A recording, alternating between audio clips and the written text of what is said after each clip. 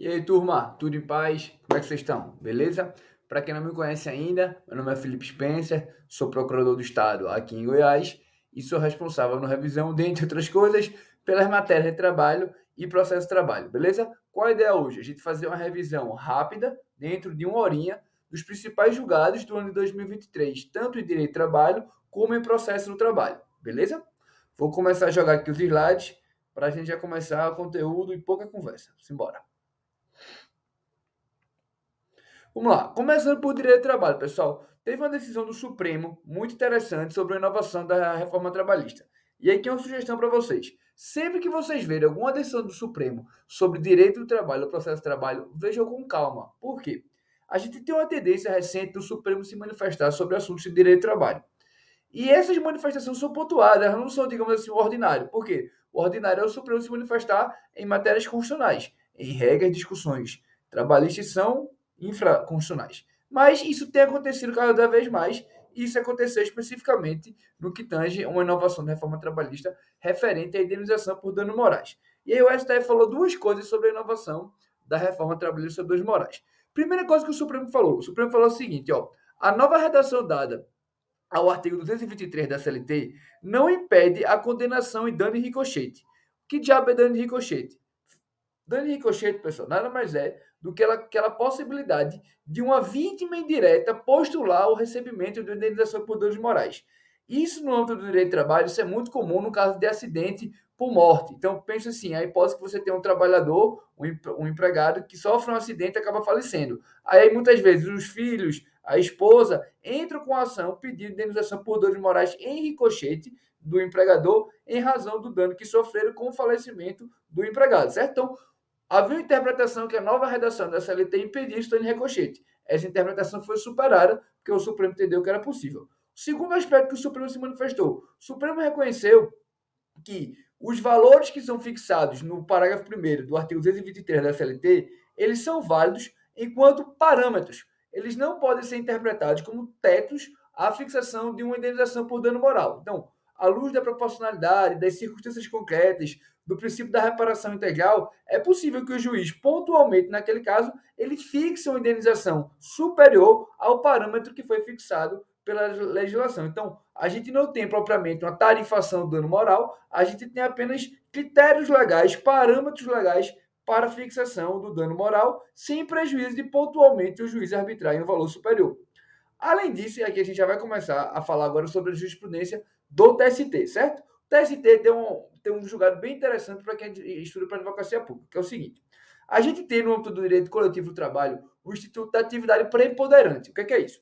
Para eu saber qual é o sindicato que a minha empresa está relacionada e qual é o sindicato que a minha empresa tem que estabelecer negociações coletivas, eu preciso identificar qual é a atividade preponderante. Qual é aquela atividade preponderante? Aquela atividade essencial, aquela atividade central, fulcral para a empresa. Qual é, as palavras que eu que prepondera.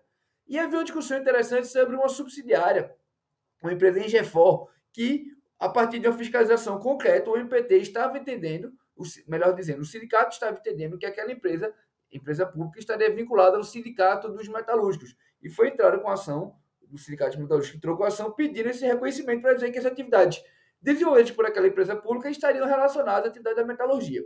O que o TST entendeu? Em sede de ação rescisória, o TST entendeu o seguinte, ó, para as empresas públicas, a definição do que é atividade preponderante não se dá a partir da avaliação no caso concreto ou da avaliação pontual que pode ter feito em uma determinada fiscalização. Não é a atividade circunstancialmente exercida que caracteriza, que vai definir o que é atividade preponderante. Enquanto empresa pública, o que vai caracterizar a atividade preponderante é aquilo que estiver previsto na lei. Por quê? Porque, como vocês sabem, toda empresa pública, para funcionar, precisa, não que a lei crie, mas que a lei autorize o seu funcionamento. Então, é na lei de autorização das empresas públicas que a gente vai poder identificar qual é a atividade preponderante. Com base nesse entendimento, então, o TST entendeu que, para a definição da atividade preponderante de empresa pública, a gente deve recorrer ao princípio da legalidade e verificar qual foi a atividade escolhida, elegida pelo legislador como um preponderante. Fechado? Vamos lá, era mais alguns julgados. Isso aqui é o primeiro julgado sobre redução de carga horária. Isso não é propriamente uma novidade, isso já vem sendo decidido pelo TST nos últimos, acho que 2, 3 anos, Mas como é uma matéria que afeta a realidade da advocacia pública, a gente achou por bem destacar com vocês. O que é que o TST enfrentou? Seguinte, com base no artigo 227 da Constituição Federal, então, portanto, sem nenhuma previsão expressa na legislação, o TST entendeu como possível a redução da carga horária de um empregado público de uma empresa pública, em razão dele ter, eventualmente, dependente, certo? Ele tem dependentes que exigem dele uma maior atenção. Essa regra da existência de dependente, ela existe na Lei 8.112, da Lei de Servidores Públicos. Se você, por exemplo, é pai de uma criança especial, você vai ter direito a uma redução de carga horária de 25%. Mas a gente não tem essa previsão correlata para os empregados públicos. O que é que o que é que o Supremo, o que é que o TSE está fazendo? Com base no artigo 227 da Constituição, estabelece o dever de proteção da família. Ele está reconhecendo a possibilidade de a gente aplicar por analogia esse dispositivo da Lei 8.112 para os empregados públicos de empresas públicas e fazer a redução da carga horária de 40 horas para 30 horas, certo? Qual a lógica do TST? A lógica dele é assim, para uma empresa pública, isso vai até ter um custo administrativo, vai ter um impacto financeiro, mas o impacto financeiro que é gerado pela concessão desse direito, pela redução dessa carga horária, ele não é maior, ele não supera os benefícios tanto individuais para aquela criança e para aquele empregado, como também os aspectos sociais. Então, tendo em vista os aspectos individuais e sociais dessa decisão, e tendo em vista a previsão do artigo 227 da Constituição Federal, se reconhece o direito dos empregados públicos, muita atenção, tá? Todas as decisões até agora foram apenas para empregados públicos, de empresas públicas, terem uma redução de carga horária nos casos em que eles tenham necessidade de fazer o acompanhamento de algum dependente, beleza? E é o traço importante, óbvio, naturalmente, essa redução de carga horária, ela ocorre sem redução da remuneração. Ainda sobre redução, a gente vai falar agora sobre redução salarial e a Covid. Deixa eu até mudar aqui o slide, a localização dele, que acho que vai ficar melhor para vocês. Vamos lá. Qual foi um caso concreto bem interessante analisado pelo TST? Vejam, naquele período da Covid, a gente tinha várias situações de alguns empregados que não conseguiam efetivamente desempenhar suas atividades. Eles pertenciam a um grupo de risco, mais de 60 anos, tinham uma doença crônica, doença respiratória, e não podiam trabalhar.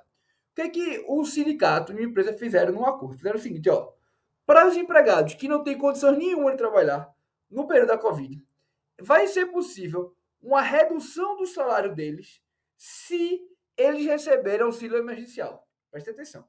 O acordo coletivo fala o seguinte, para quem é empregado da minha empresa, em razão da Covid e em razão da impossibilidade de trabalhar, se ele receber auxílio emergencial, então não é toda e qualquer redução por si só, mas se ele receber auxílio emergencial, vai ser possível reduzir o respectivo salário durante esse período da Covid. Essa cláusula coletiva foi avaliada pelo TST e o TST entendeu que ela era válida. Por quê? Porque aqui você não estava violando o patamar civilizatório mínimo, que é sempre o critério, a gente já falou isso várias vezes, é sempre o critério para aferição de quando será possível ou não a redução, o rebaixamento, a eliminação de determinada garantia por norma coletiva. Você não pode reduzir o patamar civilizatório mínimo. Ao entender o TST, essa redução circunstancial temporária, aliada ao fato de estar havendo o recebimento pelo empregado do auxílio emergencial, tornou possível a redução salarial. Beleza? Aí nós sobre direito do trabalho, caso de aplicação caso bom de prova. Por quê? Porque pega uma súmula do TST e vê como ela está sendo aplicada no caso concreto. Súmula 443 do TST, o que é que ela fala? A súmula 443, pessoal, ela diz que nos casos de doenças graves que causam estigma ou preconceito, exemplo clássico que a gente tem, quem é soro positivo, quem é portador de AIDS, então, não sei se o portador é a expressão mais correta, mas enfim, o soro positivo, aquele que tem a doença da AIDS, que tem todo um estigma, todo um preconceito social. Então, nesses casos, outros casos são tuberculose, câncer, e aí, o caso concreto enfrentado pelo TST foi o caso de neoplasia maligna, que é câncer, né? Então, o que é que se tem no TST com base nessa súmula? Nos casos dos empregados que têm essas doenças graves, que causam estigma ou preconceito, se ocorrer um ato de dispensa, certo? Vai haver uma presunção, veja, não é uma certeza, tá? Muita atenção aqui. Vai haver uma presunção que essa dispensa ela é de caráter discriminatório. Então, se presume que o empregado portador dessas doenças, se demitido, foi demitido por conta da doença. Mas, Felipe, isso é um absurdo. Não, isso não é um absurdo, isso é uma presunção que pode naturalmente ser provada se o contrário. A empresa pode chegar e dizer assim, ele tem neoplasia maligna, mas ele não vem desempenhando um resultado esperado há 3, 4 meses, por isso eu estou demitindo. Isso é apenas uma presunção. Mas, com base nessa presunção, o que é que acontece? Se reconhece o caráter discriminatório e, consequentemente, o ato passa a ser ilegal e abusivo. E por conta dessa abusividade, desse ato de dispensa ter um caráter discriminatório, se reconhece o direito do empregado ser reintegrado no emprego, certo? Então, quer dizer que o empregado que é portador de HIV ou neoplasia maligna é estável? Não, ele não é estável, ele pode ser demitido. Mas, para ele ser demitido, a empresa vai ter um cargo probatório maior, ele vai ter que provar que a dispensa não estava diretamente relacionada à sua doença, beleza? Outro caso bem interessante julgado pelo TST e que diz respeito também à empresa pública, acho que foi o Hospital das Clínicas, foi lá da USP, ou foi Ribeirão Preto, mas é um caso bem interessante para a empresa pública. É o seguinte, o adicional de periculosidade, pessoal, vocês sabem que pela lei ele vai ser pago com base no salário base. Então você paga o adicional de periculosidade apenas com base no salário base, sem acréscimo de gratificações e tudo mais. Essa é a inteligência do artigo 193, parágrafo 1º da CLT, certo? Mas o que aconteceu? A empresa, por liberalidade, por decisão própria, passou a pagar por um bom período com base na totalidade do rendimento. Ela passou, então, a pagar mais do que a lei deveria. No caso concreto, então, ela depois quis retroagir e passar a pagar apenas com base no que prevê a legislação para o salário base. O que o TST entendeu? Que a partir do momento que o adicional foi pago de forma, digamos, mais benévola, com a base de cálculo mais ampliada, com a base de cálculo sendo a totalidade dos rendimentos, houve uma incorporação dessa condição ao contrato de trabalho. E diante dessa incorporação ao contrato de trabalho, é ilegal a ordem do empregador de querer restabelecer uma situação prejudicial ao empregado, certo? Aqui a gente aplica o princípio da inalterabilidade da contratual lesiva, o princípio da proteção em uma das suas vertentes. Mas isso é para outra aula, que é só o spoiler. Vamos lá, caso ainda relacionado aos conselhos profissionais. Conselhos profissionais têm muita jurisprudência. Caso interessante é o seguinte, primeira hipótese. O empregado do conselho profissional está submetido à aposentadoria compulsória? Que aposentadoria compulsória é essa? Aquela da condicional, pessoal, que está prevista na Constituição, que 70 anos ou 75 se tiver regulamentação legal. Então, é a aposentadoria compulsória em razão da idade. O que é que o TST entendeu, certo? Que essa previsão da Constituição, ela seria aplicável apenas aos servidores ocupantes de cargo efetivo em sentido estrito.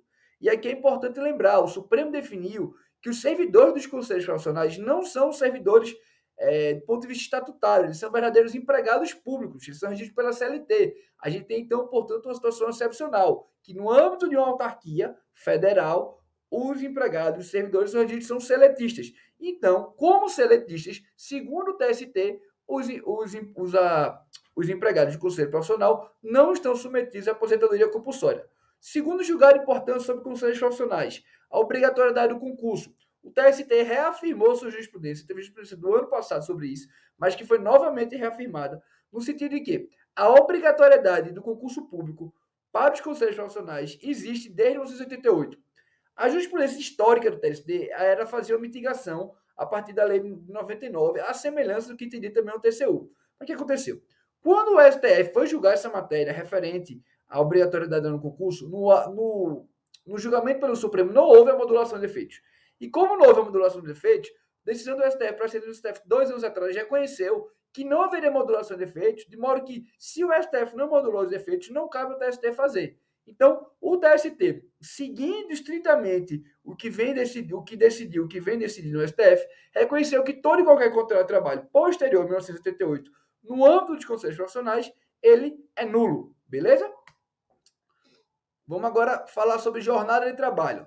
Jornada de trabalho de empregado comissionista. Que diabo é isso, Felipe? Comissionista, pessoal, é nada mais do que aquele empregado que o salário é composto por duas variáveis. Tem muitas vezes comissionista misto aqui, né? Ele tem um salário fixo e tem um percentual que ele ganha pelo que ele vender. Isso é muito comum no empregado do varejo, que tem, às vezes, um salário mínimo e ele tem mais um percentual sobre o tanto que ele vai vender. E, em razão dessa modalidade diferenciada de composição da remuneração, ele tem também um regime diferenciado em relação às horas extras. Por quê? Em regra, para o comissionista misto, o adicional de hora extra ele é calculado com base no valor hora das comissões que foram recebidas. Porque, vejam, o salário dele, no fundo, não é apenas um salário de carteira, assim, salário fixo. É o salário fixo mais o salário da comissão. Então, o adicional de hora extra, segundo a súmula 340 do TST, ele é calculado com base no valor hora das comissões recebidas no mês, certo? Essa é a lógica do comissionista. Mas o que eu quero que vocês saibam para esse precedente recente do TST? TST falou o seguinte, ó, o camarada pode ser comissionista misto, beleza. Mas, se a jornada extraordinária dele for desempenhada apenas no caráter administrativo, se ele não desempenhou atividades propriamente que geraria o direito à comissão, ele não vai estar sujeito ao regime diferenciado de cálculo da hora extra. Eu não vou ter que apurar pelo valor da comissão, porque ele não está desenvolvendo uma atividade própria do comissionista, ele está desenvolvendo atividade apenas administrativa. Então, quando o comissionista misto ele desenvolve atividade de caráter administrativo, ele vai ter a regra de cálculo de horas extras normal de todo e qualquer trabalhador. Ele não vai ter o regime diferenciado previsto na súmula 340. Beleza? Ainda mais um caso sobre jornada de trabalho. A gente teve aqui a questão da jornada de trabalho 4x4. O que é isso? Foi uma previsão em norma coletiva em que o trabalhador trabalhava 4 dias seguidos, alternando 2 dias de trabalho entre 9 da noite e 9 da manhã, e reciprocamente, certo? Ele trabalhava 4 dias seguidos. 2 dias, 9 às 19, aí descansava, depois pegava 9 às 21, e aí ia girando turno ininterrupto, certo?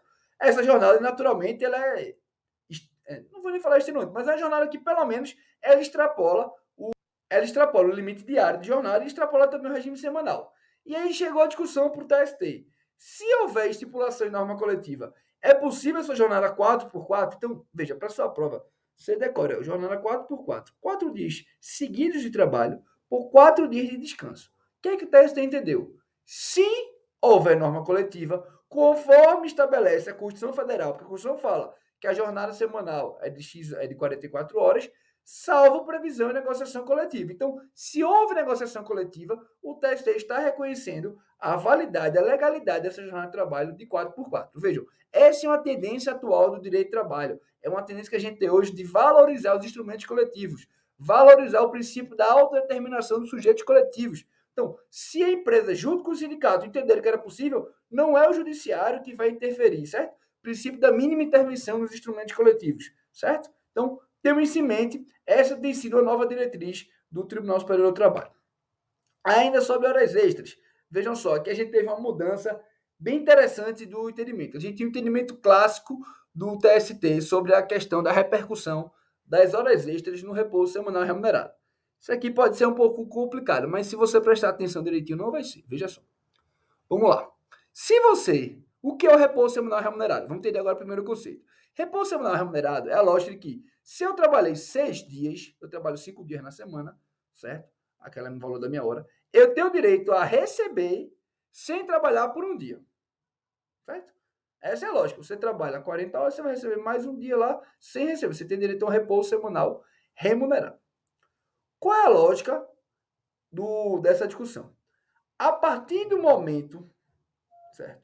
A partir do momento que eu faço horas extras, habitualmente eu passei a receber um salário maior. E essa habitualidade das horas extras, ela vai repercutir aonde? No repouso semanal remunerado. Porque o repouso semanal remunerado ele é definido com base no valor, nas horas que eu trabalho habitualmente. Então, a partir daquela jornada que eu trabalho habitualmente, ela vai gerar um reflexo no repouso semanal remunerado. Até aí tudo certo, beleza? Até aqui não tem discussão. Horas extras geram reflexos no repouso semanal remunerado.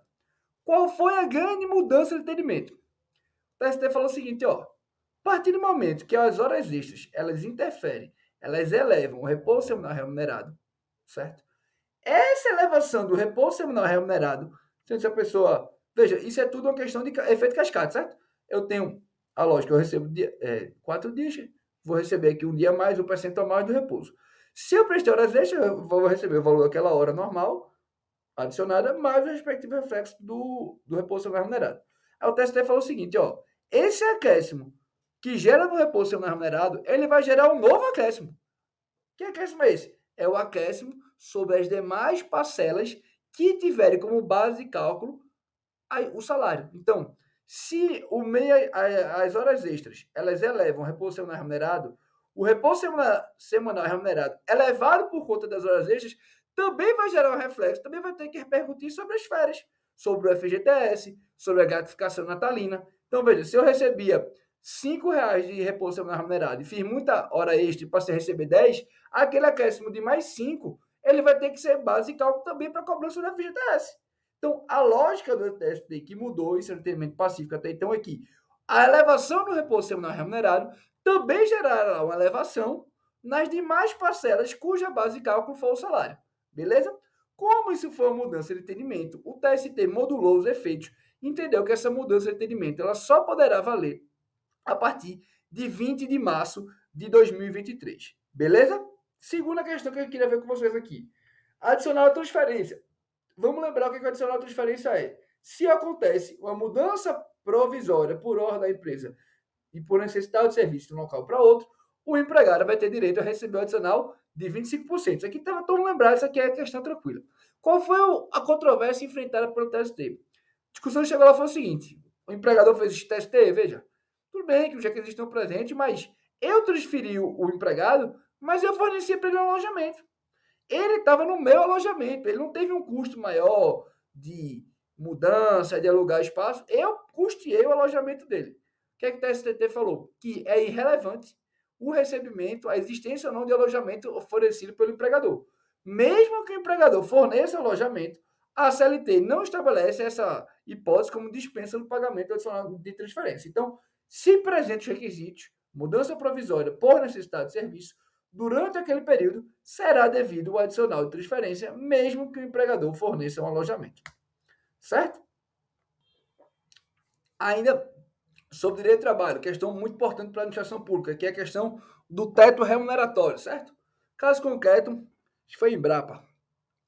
Embrapa meteu um memorando dizendo lá o seguinte: camarada que acumula aposentadoria do RGPS com cargo público da empresa pública vai ter que sofrer o abate-teto somando as duas remunerações. Então pensa assim, o camarada tem, por exemplo, é um engenheiro lá, que ele teria uma remuneração de 35 mil e ele teria uma aposentadoria de mais 5 mil ou 7 mil.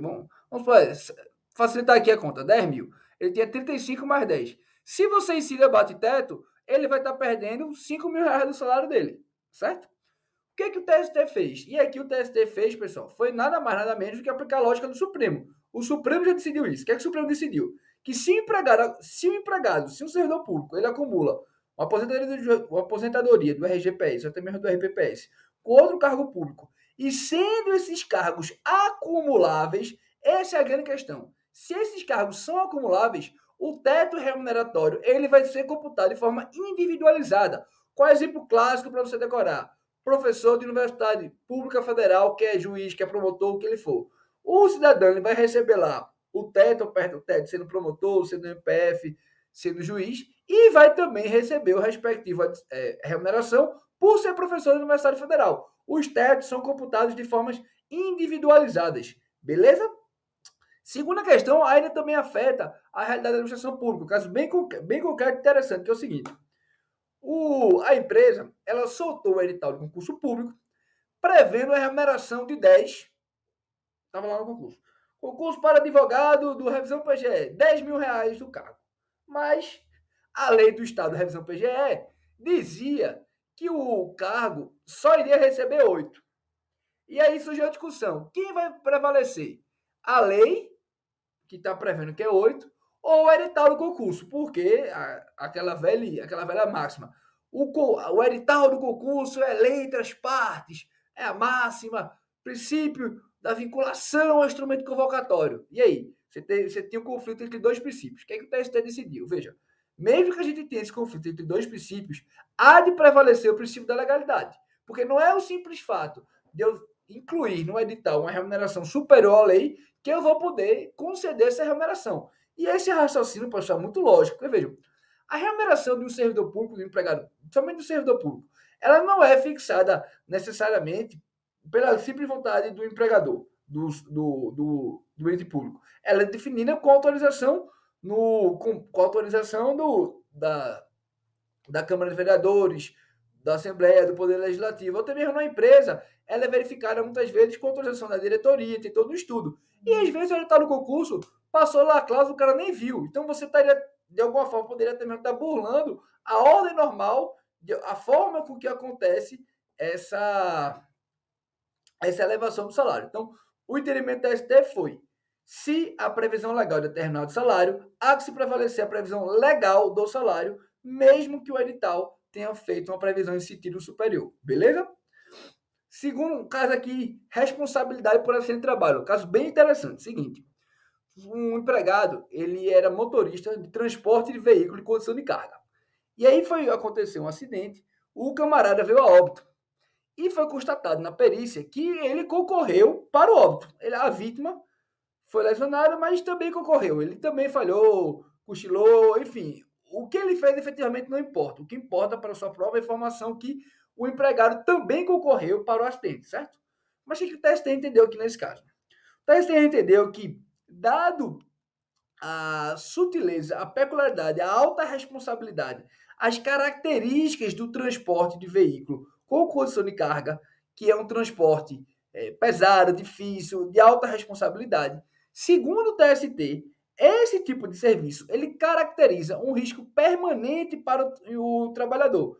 De modo que, diante desse risco permanente para o trabalhador, mesmo tendo a vítima concorrido para o óbito, seria um impósito de culpa concorrente do empregador com o empregado. Então, tanto o empregador concorreu por submeter o empregado a uma atividade de risco permanente, como o empregado, no caso concreto, também concorreu por ter falhado, por ter agido, contribuído para o óbito, certo? Então, de alguma forma aqui, o TST mitigou a tese da empresa que era de culpa exclusiva da vítima. O TST fez, não, diante da atividade exercida por ele, dentro do fato de ele transportar veículos com condição de cargas, há uma situação de risco permanente para o empregado. Então, dentro dessa situação da alta sensibilidade, a culpa concorrente não é como a gente considerar que apenas o empregado foi responsável pelo seu óbito, certo?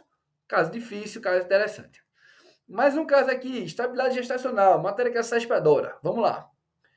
O que é que a empresa fez um acordo dizendo o seguinte: para ter direito à estabilidade gestacional, é preciso que foi uma cláusula no acordo coletivo. Para a empregada gestante ter direito à estabilidade, se ela for demitida por justa causa, ela vai ter que comunicar à empresa o seu estado gravídico. Ela só vai ter direito à estabilidade se ela fizer a comunicação.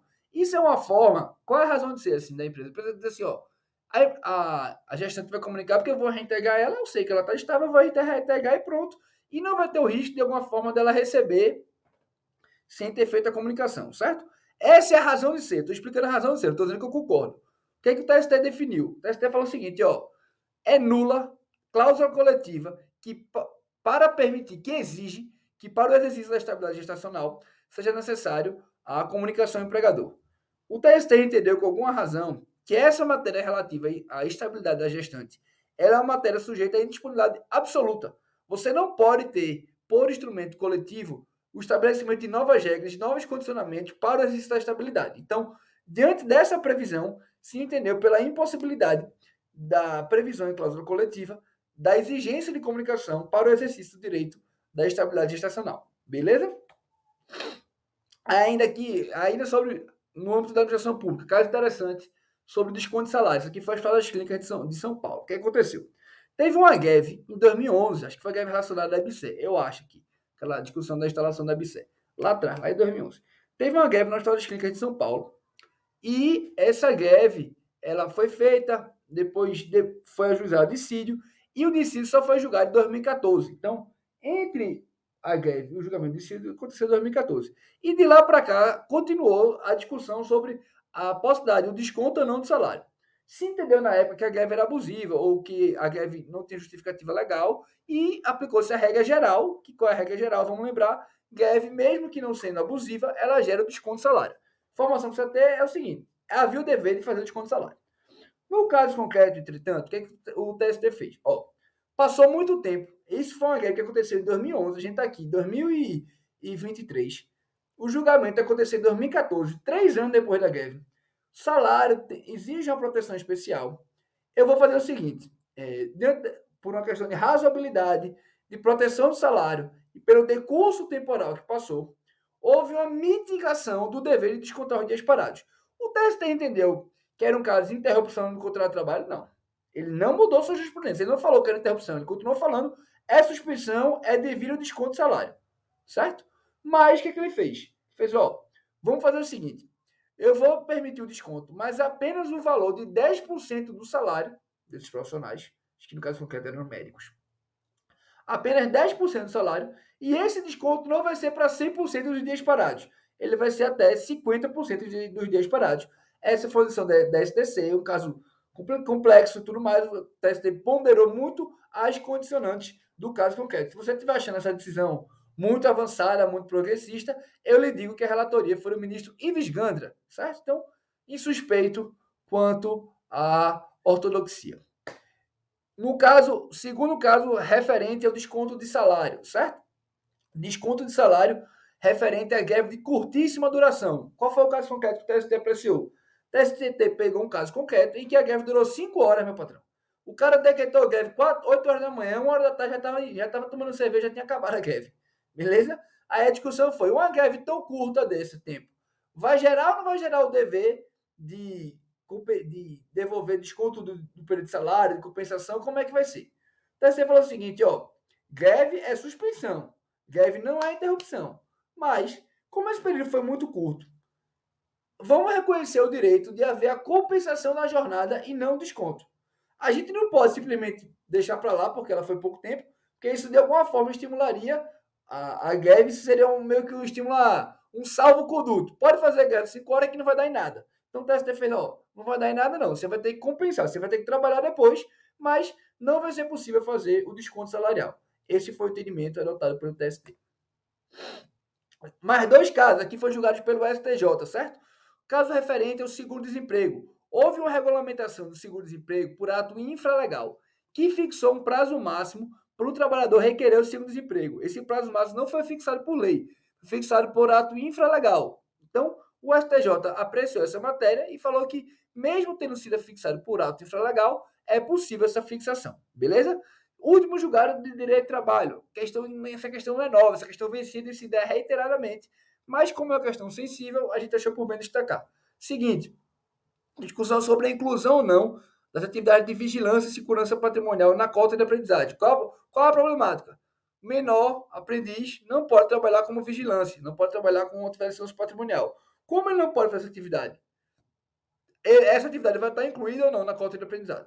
O TST reiteradamente tem decidido que não há nenhuma norma que impeça, não há óbice jurídico que impeça a inclusão dessa atividade de vigilância e segurança patrimonial na cota de aprendizagem. Por quê? Porque a empresa de vigilância ela tem outras atividades que não as atividades propriamente impeditivas ao aprendiz, como atividade administrativa, atividade operacional, de outras naturezas que permitem a contratação de aprendiz. E como o legislador não excluiu da base de cálculo essas atividades que eventualmente são impossíveis de ser executadas por aprendizes, não cabe ao Poder Judiciário fazer essa exclusão.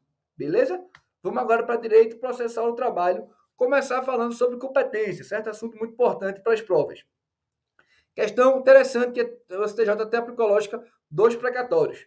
Se eu tenho um crédito trabalhista, eu entrei com ação contra revisão pagava hora extra e tudo mais. Aí eu cedo o meu crédito trabalhista para um agiota aqui em Goiás. Está devendo ele de agiota. Se o agiota for cobrar a dívida da revisão, for penhorar lá as guitarras de Chico, de quem vai ser a competência?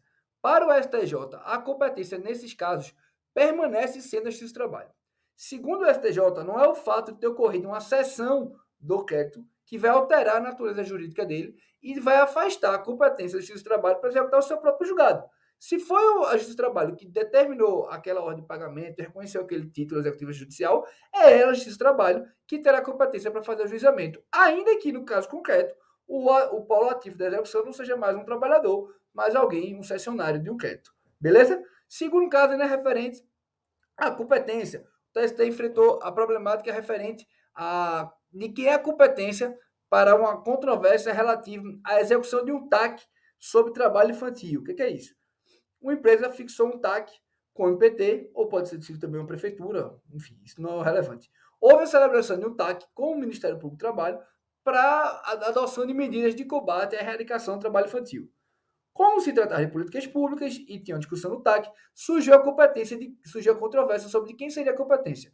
Para o TST, isso aqui é um caso interessante, porque o TST tem entendido assim, sistematicamente sobre as matérias referentes a trabalho infantil, que a competência é da Justiça do Trabalho, porque a Justiça do Trabalho é o ente no Poder Judiciário com mais elementos, com mais competência, a competência mais adequada para apreciar essas matérias referentes ao trabalho infantil, certo? Um ponto importante que é a inflexão, que aí a gente entende que não é da justiça do trabalho, da justiça comum. A discussão sobre a extrapolação de um poder regulamentar do Ministério do Trabalho. A discussão se o Ministério do Trabalho, ao exercer o seu poder regulamentar, se ele eventualmente extrapolou aquilo que ele poderia ou não. Essa discussão sobre os limites do poder regulamentar para o TST, elas não são propriamente natureza trabalhista. Ainda que a matéria de fundo, a regulamentação em si, seja uma norma do Ministério do Trabalho, não é o que se regulamenta que se está discutindo. É a competência formal, é o elemento da competência do ato administrativo. Então, a matéria de fundo não é relevante para a controvérsia. O que é relevante para a controvérsia é a discussão mais ampla referente aos limites legislativos e a incidência do ato infralegal. Então, nesse contexto, o TST entendeu que a competência seria da justiça comum para averiguação da extrapolação ou não do poder regulamentar, o que é muito lógico. A Justiça do Trabalho ela não tem o hábito de julgar matérias próprias ao direito administrativo, nesse caso bem específicas, sobre a extrapolação ou não do exercício regulamentar pelo Poder Executivo. Logo, competência da justiça comum. Certo? Aqui, mais um ponto. Aqui teve até um julgado recente sobre competência em motorista de carga. O que é que o TST falou? A discussão é a seguinte. O motorista de carga tem uma lei específica que determina que, se preenchidos os requisitos legais do contrato, esse contrato do motorista de carga não terá natureza seletista, natureza de empregado, um vínculo trabalhista, certo? Mas o TST enfrentou a problemática seguinte: quando é que vai haver incidência dessa possibilidade? Opa, apertei aqui errado, mas vamos lá, vamos seguir. O TST entendeu o seguinte, pessoal: só vai inexistir competência da Justiça do Trabalho se não houver nenhuma controvérsia jurídica sobre o vínculo, certo? Se eu tiver uma controvérsia sobre a natureza do vínculo, se é de motorista ou se é propriamente uma relação de emprego, certo? A competência da Justiça do Trabalho.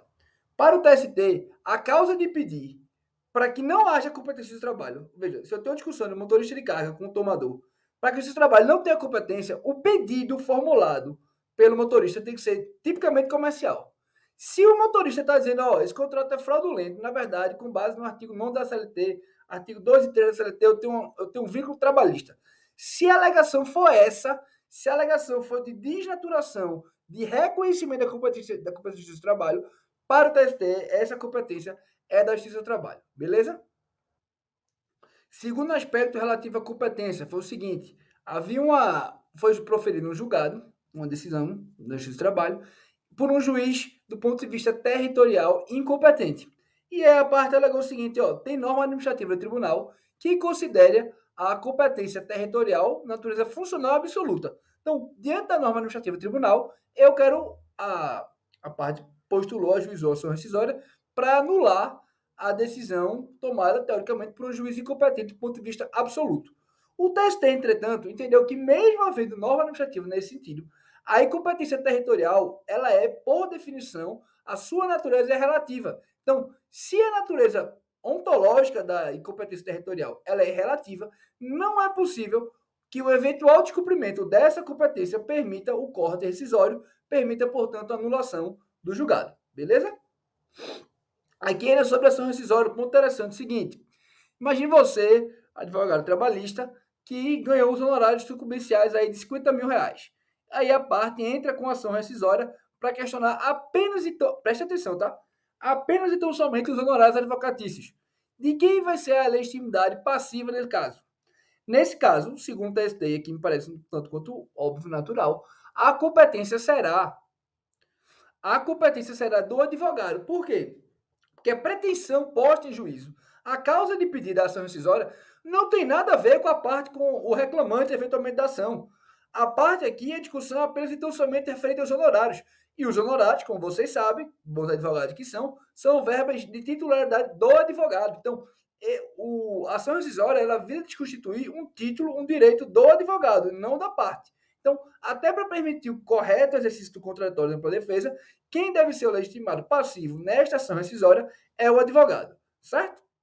Outro ponto importante sobre honorários, questão da penhora dos proventos, certo? Com o advento do CPC, o TST ele reviu seu posicionamento pela possibilidade de penhora de proventos, de salários e tudo mais, certo?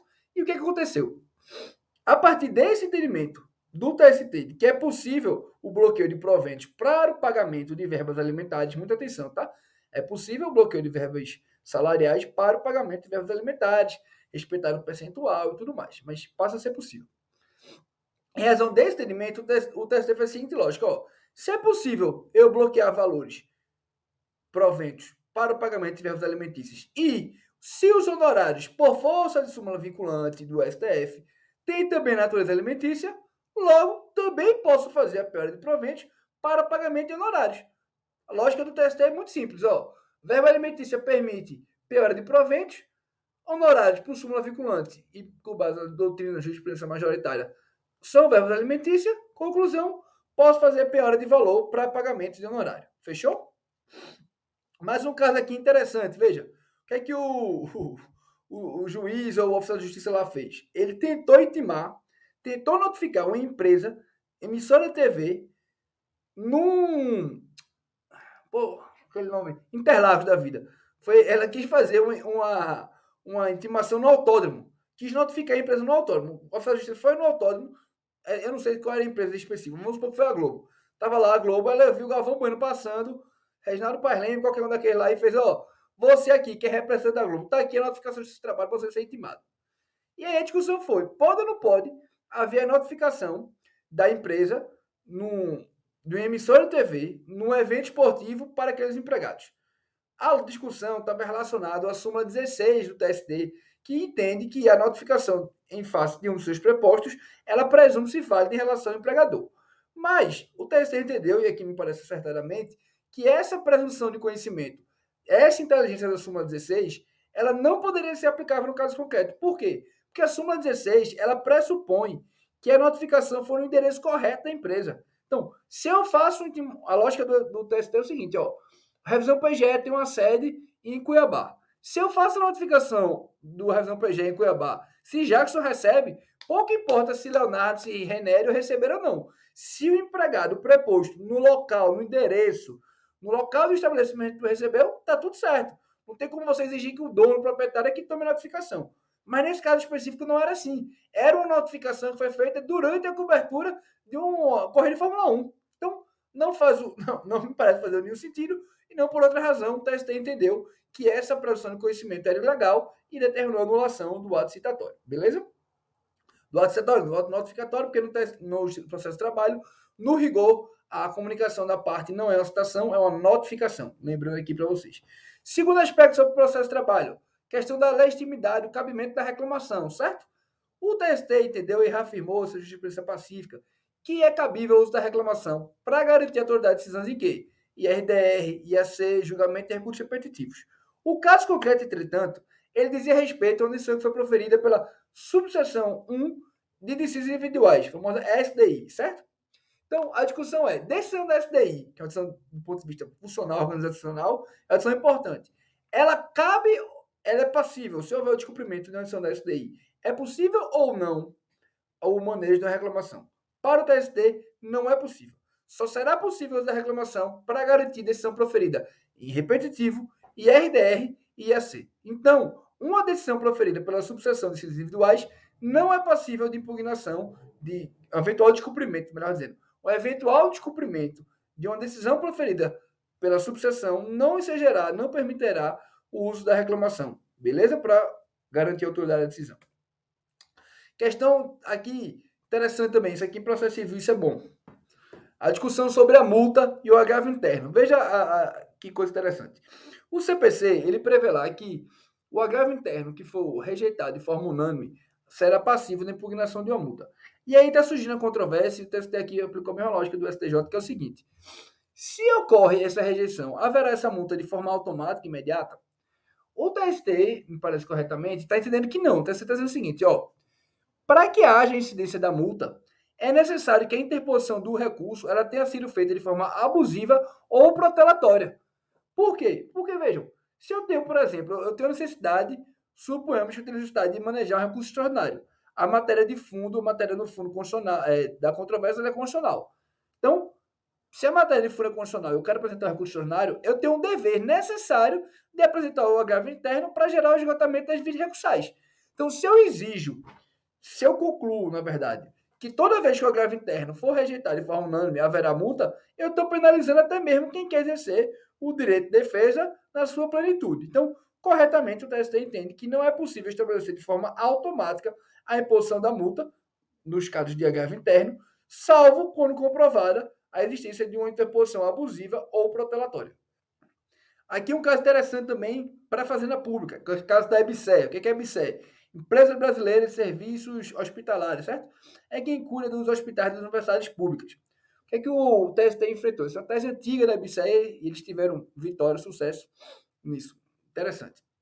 A EBSER, pessoal, conseguiu prevalecer a tese de que, enquanto empresa pública, ela desempenha apenas um serviço público, sem natureza concorrencial e sem finalidade lucrativa. Então, dentro do fato dela ser empresa pública, voltar ao serviço de saúde, sem natureza concorrencial, sem finalidade lucrativa, o TST entendeu por bem estender para a EBSER, a despeito da sua natureza de empresa pública, as prerrogativas da Fazenda Pública, certo? Então, ela vai ter aquelas prerrogativas de não fazer depósito recursal, prazo em quadro para notificação, prazo em dobro para recorrer. Então, todas aquelas prerrogativas da Fazenda Pública passam a ser extensíveis também à EBSER. Beleza?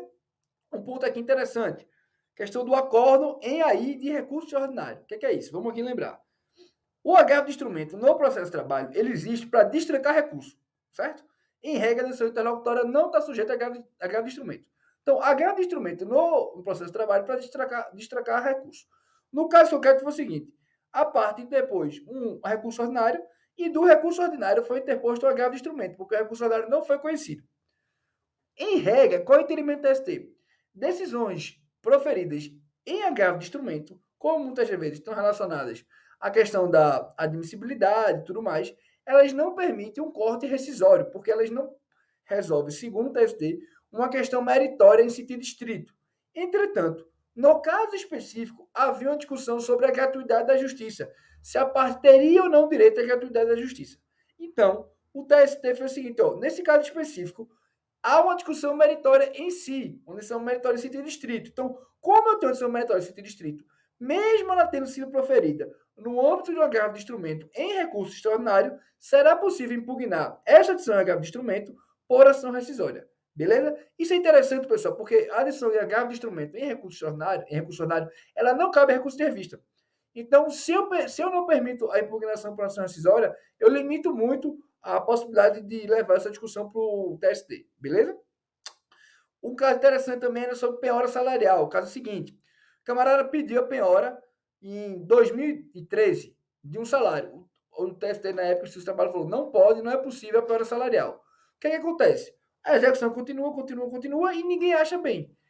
Surge o CPC, ele vai falar, meu camarada, Justiça do Trabalho, agora com o CPC novo, eu estou pedindo novamente a penhora. A Justiça do Trabalho fez, não, aí tá certo. Se mudou o quadro normativo, se a relação se protraiu no tempo, eu não estou ferindo a coisa julgada anterior, porque ela foi própria daquele momento, certo?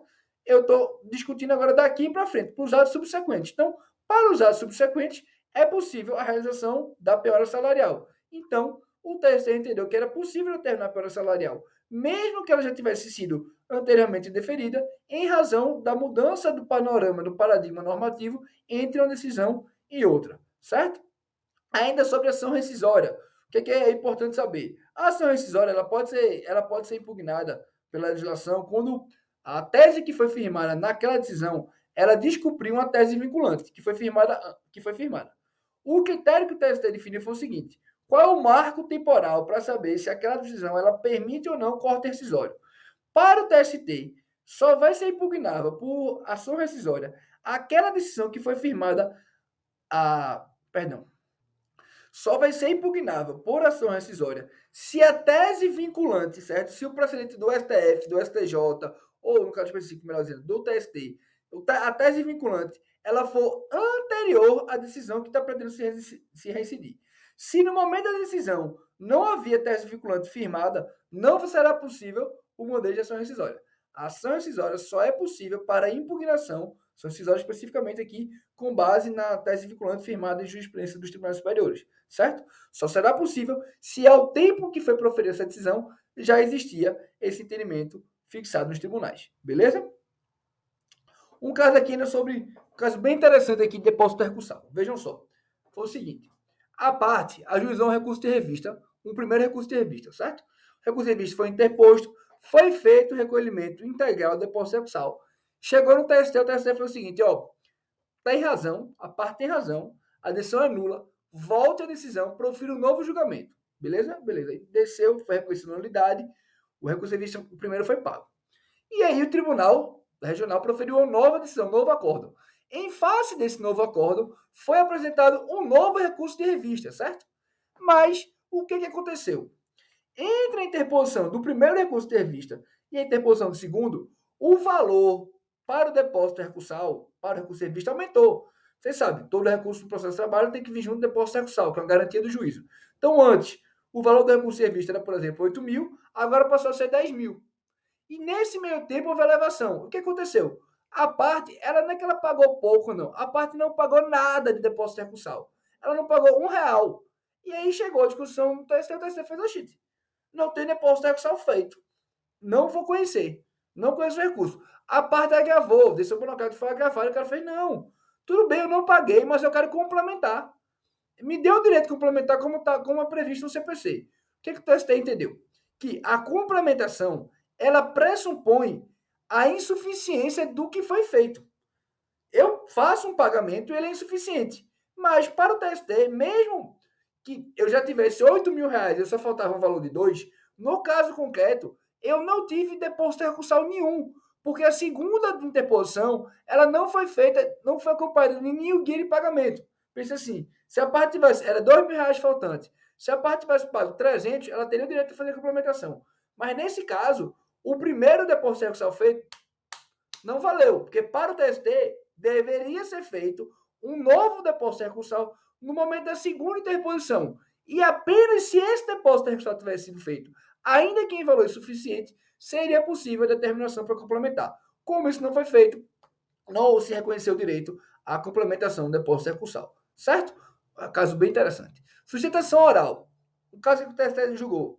O cidadão estava lá na sustentação oral. Quem é que faz sustentação oral sabe que os tribunais têm a prática administrativa de dizer o seguinte, ó, quem tem sustentação oral, faça o pedido de prioridade e aí o seu julgamento vai ser feito em prioridade aos outros da pauta. O advogado, entretanto, não fez o pedido de prioridade e, por não ter feito o pedido de prioridade, foi privado, foi impedido de fazer sustentação oral na ordem normal da pauta. O TST entendeu o quê? Que não é o simples fato da parte não ter requerido prioridade e ter optado por aguardar a sequência normal do julgamento que pode impedir o advogado, se presente na sessão, isso é importante, então, o advogado estava presente na sessão e só pelo fato de ele não ter requerido, não é correto impedir ele de fazer a sustentação oral. Isso viola naturalmente o direito ao concretório e à defesa, e aí o TST entendeu como nula a decisão que impediu a realização da sustentação oral. Beleza? Vamos embora. Estamos quase terminando. Rejeição de exceção para executividade, certo? Aqui, quem ainda tomando tributário, o advogado público está sabendo isso voando, certo? Qual foi o entendimento desse tipo? A decisão que rejeita a exceção para executividade é uma decisão interlocutória, e mais do que isso, é uma decisão que não tem caráter definitivo. Se eu faço uma alegação de exceção para executividade, ela pode ser rejeitada, mas se eu garantir o juízo, ela pode depois ser modificada diante do laço probatório, certo? Então, para o TST, a decisão em exceção para executividade, ela não tem natureza definitiva. E diante dessa ausência de definitividade, não seria cabível o manejo de uma ação rescisória. Eu não tenho para o TST interesse de agir em anular uma decisão de exceção para executividade. Por quê, pessoal? Entendam. A decisão que eu proferi em exceção para executividade, ela pode ser revista quando do manejo dos embargos de execução. Então, por ausência de interesse de agir, não se reconhece a possibilidade da utilização de ação rescisória para desconstituir exceção para executividade, que foi rejeitada. Certo? Um ponto aqui interessante ainda, sobre a execução. Seguro garantia judicial. O que é isso? É aquela indenização que a parte tem direito de cobrar da seguradora. Qual foi o caso concreto? A empresa estava em recuperação judicial. Poderia ou não poderia haver essa cobrança desse depósito por indenização? O que o STJ entendeu? O STJ entendeu que esse seguro ele só vai ser exigível se o sinistro tiver ocorrido no momento anterior ao pedido de recuperação judicial. Então, o fato gerador, o sinistro em si, se ele for anterior, tudo bem, a seguradora vai ter que pagar.